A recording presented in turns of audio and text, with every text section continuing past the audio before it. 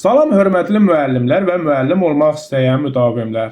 Sizlərə qısa vaxt ərzində basketbol haqqında ətraflı vacib məlumatlar verəcəyəm.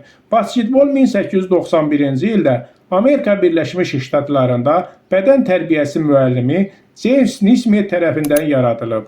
1932-ci ildə Beynəlxalq Basketbol Federasiyası FIBA yaradıldı. 1935-ci ildə basketbol olimpiya oyunları proqramına daxil edilmişdir.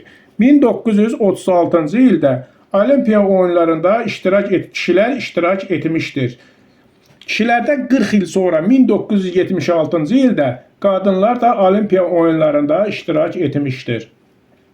Azərbaycanda basketbol 1920-ci ildən inkişaf etmişdir. 1992-ci ildə Azərbaycan Basketbol Federasiyası yaradılıb.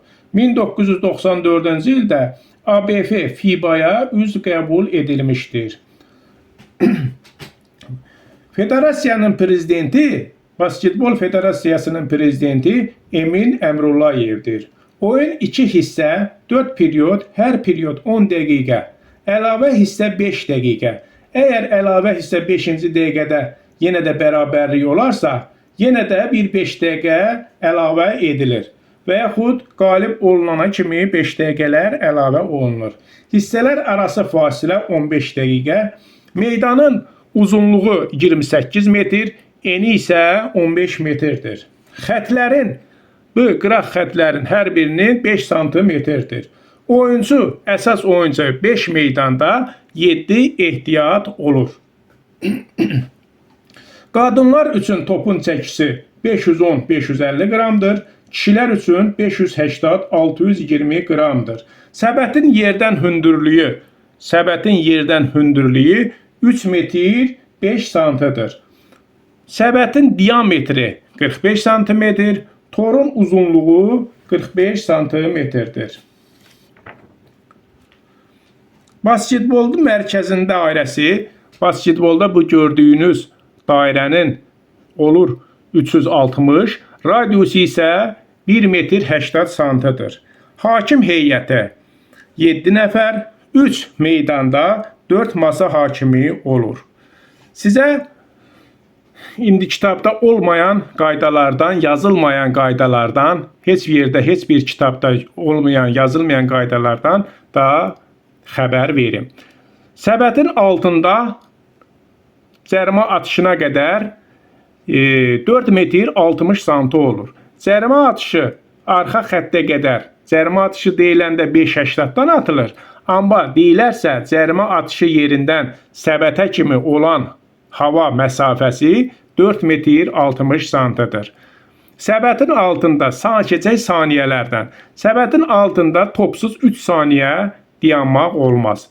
5 saniyə yan xəttdən topu oyuna daxil edərkən 5 saniyə ərzində daxil olunmalıdır. Və yaxud cərimə atışı da 5-8-dan cərimə atışında 5 saniyə vaxt verilir.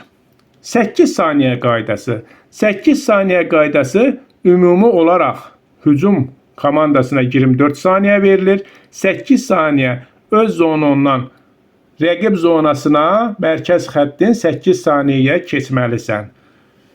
14 saniyə qaydası. 14 saniyə qaydası odur ki, rəqibin səbətinə topu atarkən top səbətə dəyib geri qaydarsa, sən 10 saniyə vaxtın qalıbsa, sənə 14 saniyə vaxt verilir.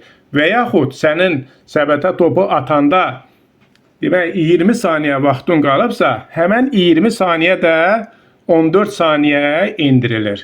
24 saniyə qaydası nə deməkdir? 24 saniyə buradan öz səbətin altından rəqibin səbətinə topu atınca sənə 24 saniyə vaxt verilir. 24 saniyə vaxtdan keçərsə, top sizdən alınır, rəqibə verilir. Hörmətli müəllimlər və müdavimlər, sizlərə hər gün idman oyunlarından, gimnastika, yüngül atletikadan, hərəki qabiliyyətlərdən, məzmun xətlərindən hər gün qısa vaxt ərzində geniş ətraflı məlumat verəcəyəm.